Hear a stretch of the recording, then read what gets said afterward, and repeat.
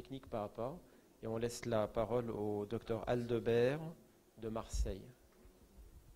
Donc vous avez tous 5 minutes de présentation et on a 5 minutes des questions à chaque fois. Donc il y a 3 présentations d'une demi-heure. Voilà, moi je vais vous parler donc tout d'abord je tiens à remercier les organisateurs de me permettre de vous exposer notre modeste expérience au travers de ce cas clinique. Donc je vais vous parler de l'abord transapical. Donc tout d'abord, quand on va parler d'abord transapical, ça demande une logistique conséquente avec donc l'échographiste, les cathétériseurs, l'anesthésiste, l'infirmière qui va avec, le chirurgien cardiaque et l'infirmière qui va avec, et bien entendu l'infirmière du bloc.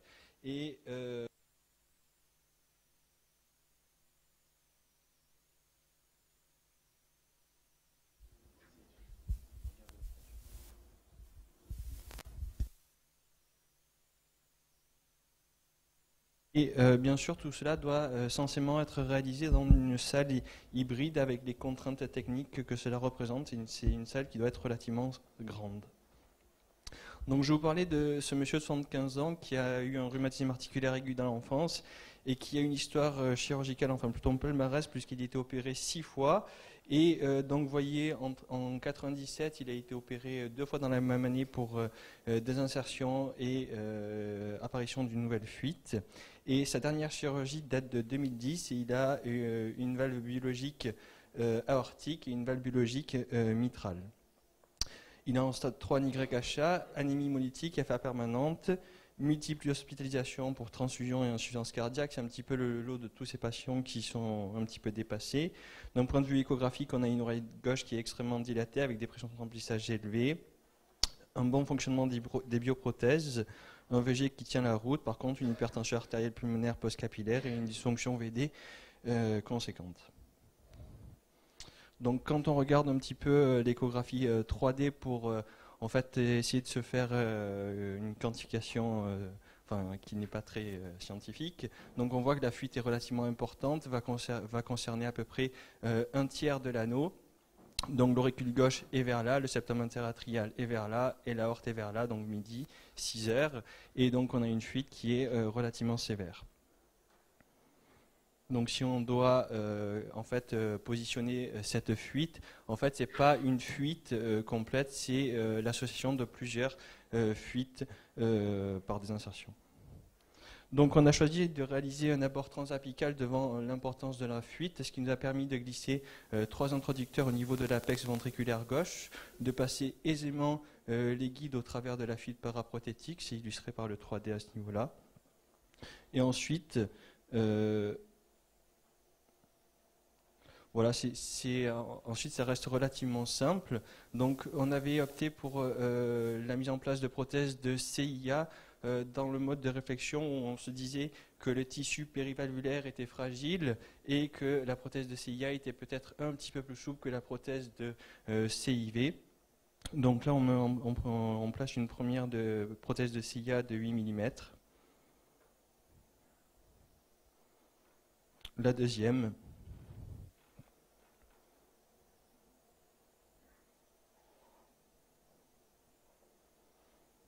Donc là, on a mis en place 3 prothèses de CIA. Donc je vous rappelle un petit peu la fuite comme est-ce qu'elle était initialement. Donc on a bouché grossièrement le côté postérieur et septal. Et l'échographiste nous dit que la fuite continue à être importante, probablement du fait qu'on ait majoré la fuite dans cette partie-là. Donc en concertation avec toute l'équipe, on a décidé de mettre 2 autres prothèses supplémentaires.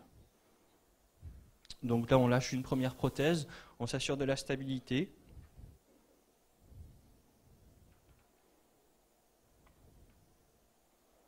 Voilà, l'avantage que moi, je trouve pour le positionnement des prothèses par voie apicale, c'est que le disque atrial est toujours très bien appliqué sur la prothèse et permet une occlusion maximale de la fuite.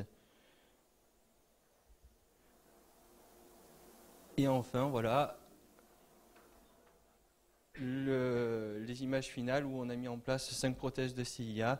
Il y en avait une de 8, 2 de 6 et 2 de 4. Donc, dans notre petite expérience, on a commencé à faire des fuites en fin d'année 2014. On a fait 4 voies transapicales et 8 percutanées. Dans les voies transapicales, il y a eu un décès immédiat sur une insuffisance respiratoire parce que la thoracotomie, ça reste quelque chose de délabrant. La voie transapicale, on l'a réservée aux patients chez qui la ponction septale nous semblait un petit peu aléatoire et pour des fuites importantes qui étaient quasiment une désascension de prothèse. Donc en conclusion, ça demande une logistique lourde, cette voie transapicale, avec une thoracotomie qui n'est pas un geste anodin. Ça permet de diminuer le temps de scopie de procédure. Le disque atrial est toujours bien appliqué et c'est vrai que ça permet une facilité de manipulation qui est évidente. Je vous remercie.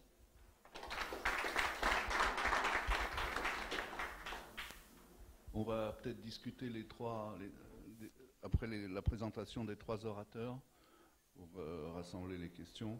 On va laisser la parole. Donc, bonjour à tous. Merci aux organisateurs de me donner l'opportunité de présenter ce cas clinique que vous allez voir est assez intéressant.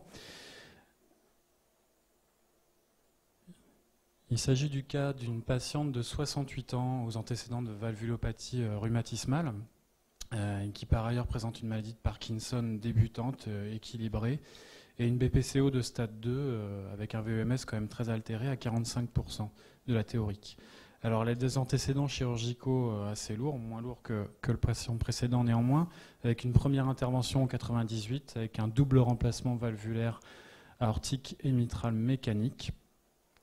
L'évolution va être marquée en 2013 par une fuite périprothétique aortique qui va conduire à une réintervention avec un nouveau remplacement valvulaire aortique mécanique itératif.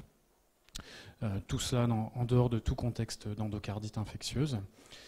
Et à nouveau, en 2015, elle va présenter une dégradation fonctionnelle avec une dyspnée de stade 3 et une anémie hémolytique en rapport avec cette fois-ci une fuite périprothétique mitrale sévère. Et cette patiente est présente par ailleurs une particularité anatomique puisqu'elle a un pectus excavatum symétrique mais quand même assez déformant qui pousse pas trop le chirurgien, son chirurgien initial à réintervenir dans ce contexte de tridux, de forte déformation de la paroi thoracique, une patiente qui est néanmoins très gênée et elle nous est adressée pour deuxième avis. Et lorsqu'on la rencontre, c'est vrai qu'on n'a pas tellement envie de réintervenir chirurgicalement et il nous paraît, avec toutes les explorations qu'on a menées, envisageable de réaliser une fermeture moins invasive avec un abord transapical, avec un apex du VG qui était très latéralisé chez elle, comme vous pouvez le voir sur le scanner, et qui était très, très facilement accessible. Voilà le TO pré-interventionnel avec cette fuite périprothétique extrêmement sévère à 45 degrés en regard de l'auricule gauche, d'un diamètre maximal de 8 mm. Donc on a fait une approche par mini-thoracotomie très latéralisée, sous-mammaire, après mise en place de la sonde de TO, repérage de l'apex gauche. L'abord, c'est comme pour un TAVI transapical avec mise en place d'une collerette de points appuyés sur téflon qui vont faciliter la fermeture des points de ponction. On a mis 2 introducteurs, 4 et 6 French. La fuite a pu être franchie très aisément.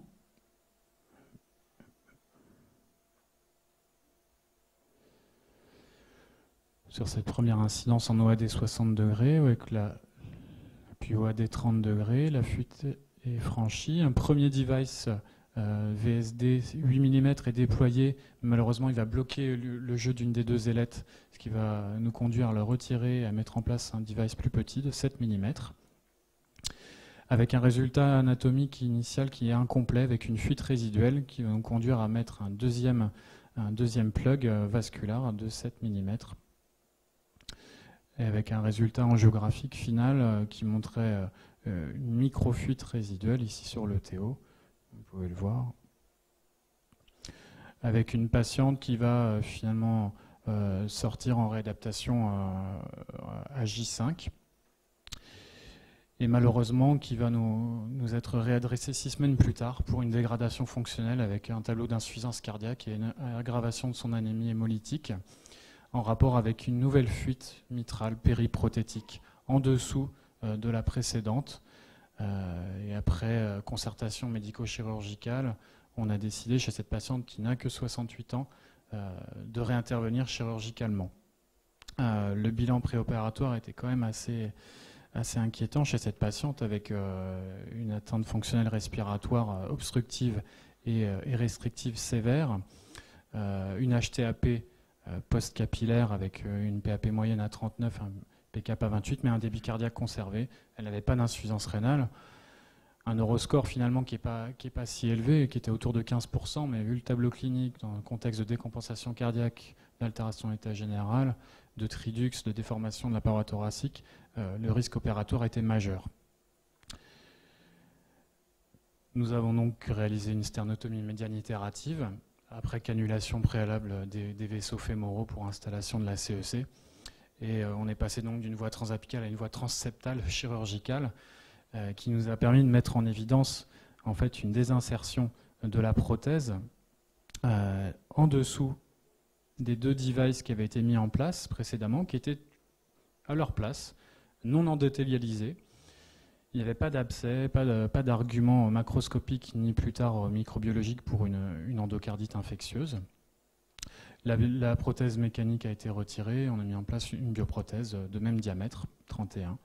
Les suites opératoires ont été favorables avec une extubation précoce à J1, une dysfonction VD qui a nécessité un support en inotrope qui a pu être sevré à J6 et une sortie de l'hôpital à J18. Je l'ai revue hier en consultation, elle va très bien, elle est rentrée chez elle, elle a un bon VG, il n'y a plus de fuite périprothétique, la PAPS est toujours à 40, mais voilà, elle se sent nettement améliorée. Alors pour discuter à propos de ce cas, l'abord transapical est réalisable, y compris en cas de déformation importante de la paroi thoracique antérieure. Je dirais même qu'on a été peut-être un petit peu prudent, on aurait même pu réaliser, je pense, une approche percutanée, parce qu'on avait vraiment l'apex qu'on sentait très bien dans l'espace intercostal. Cette récidive précoce de fuite périprothétique, on peut se poser la question, est-ce qu'on a majoré la fragilité de l'interface prothèse anneau natif en implantant les devices, parce qu'on a vraiment eu une fuite qui s'est développée sous l'implantation des deux devices qu'on avait mis en place. Et puis, je suis chirurgien, donc je rappelle quand même que la chirurgie peut rendre service à ces malades, y compris en deuxième intention, au cas d'échec de ces procédures, chez des patients à haut risque, bien entendu, mais dans ce cas-là, on était dans une situation de sauvetage chez une patiente qui n'avait que 68 ans, et c'est vrai qu'on avait réfléchi à lui proposer une nouvelle procédure moins invasive, mais en même temps avec un risque à nouveau de récidive. Donc on a choisi cette stratégie, et ça s'est bien passé, heureusement pour la patiente. Merci. Bonjour à tous. Je remercie très chaleureusement le comité d'organisation et notamment Benoît, que j'ai dérangé pendant ces sports d'hiver, pour m'imposer en tant qu'échographiste rouennais. Je suis avec le professeur Litcheninov qui est le cardiologue interventionnel et le professeur Litzeder qui est le chirurgien cardiaque. Et en fait, j'ai préparé un cas clinique en parallèle, mais ça va durer moins de 5 minutes, sur 2 patientes, et donc on est en amont de la procédure et on discute de la voie qui sera utilisée. Ce sont des patients qu'on a vus très récemment puisqu'on est organisé en cardiopathie structurelle tous les mois et ces patients ont été discutés il y a 15 jours. La première, Madame AM, 66 ans, elle a eu une valve mitrale il y a de nombreuses années avec un redux chirurgical en 97 par Saint-Jude. Fibrillation, c'est un grand classique de la présentation clinique et elle se présente essentiellement pour une hémolyse avec une haptoglobine effondrée, des LDH élevés, peu d'insuffisance cardiaque sur le BNP. La deuxième patiente, elle est un petit peu plus âgée, 72 ans, un passé rhumatismal, elle a eu un Bentall, elle est en fibrillation atriale et elle s'est présentée auprès de son cardiologue traitant pour un ictère et tous les paramètres étaient pour une hémolyse. Alors les schizocytes sont absents, mais paraît-il qu'il faut être très compétent pour les rechercher et ce n'est pas toujours très facile. En tout cas, elle avait eu un bilan d'anémie hémolytique qui était strictement négatif pour les autres étiologies de l'hémolyse.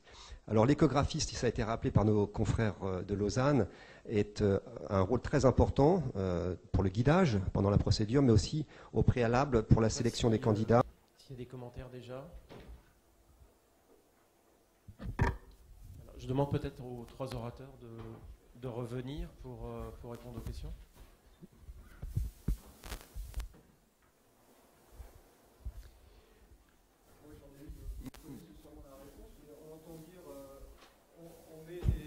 Des systèmes de type CIA, des systèmes de type CIV, mais est-ce qu'il y en a qui sont dédiés, qui sont en train d'être fabriqués ou pas? Ce sera le sujet cet après-midi peut-être? D'accord. Moi j'ai une question pour Philippe Aldebert. Sur le cas que tu as présenté sur l'abord transapicale, vous faites 5 abords différents au niveau du ventricule? Oh non, là, vu que la fuite était sévère et qu'on avait quasiment la certitude que ça allait être plus d'un tiers de la circonférence, on a mis 3 introducteurs. Donc 3 introducteurs, transventriculaires. Transventriculaires. Après, il y en a, sur les autres cas, on a fait une fois un introducteur et une fois 2 introducteurs.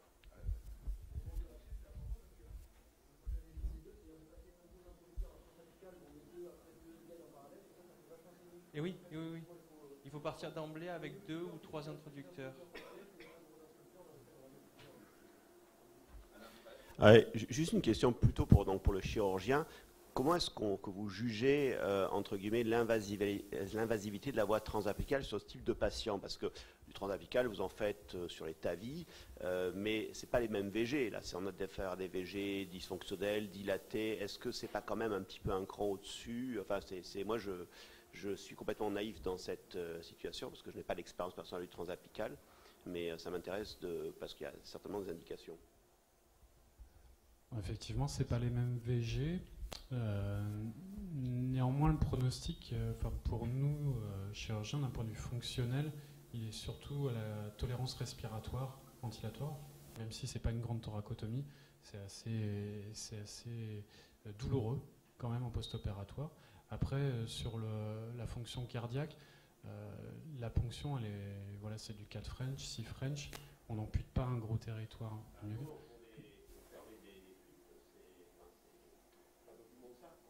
Nous, ce qu'on a mis, c'était 2 intros de 4 et 6 French. On a mis une collerette. J'ai pas assez de recul pour vous dire si on ampute vraiment.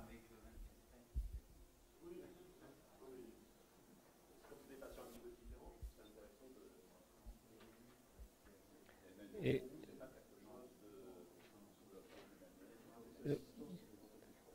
donc c'est vrai que l'abord avec plusieurs intros apicales, c'est assez élégant. Est-ce que tu peux nous dire quelle est votre réflexion sur le choix du fait de mettre comme ça d'emblée plusieurs petites prothèses plutôt que... Pourquoi vous êtes parti sur 3 par exemple, plutôt que 2 ou plutôt que 4?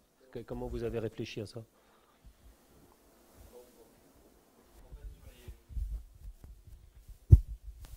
Sur le premier patient qu'on a fait, on était parti avec un seul introducteur.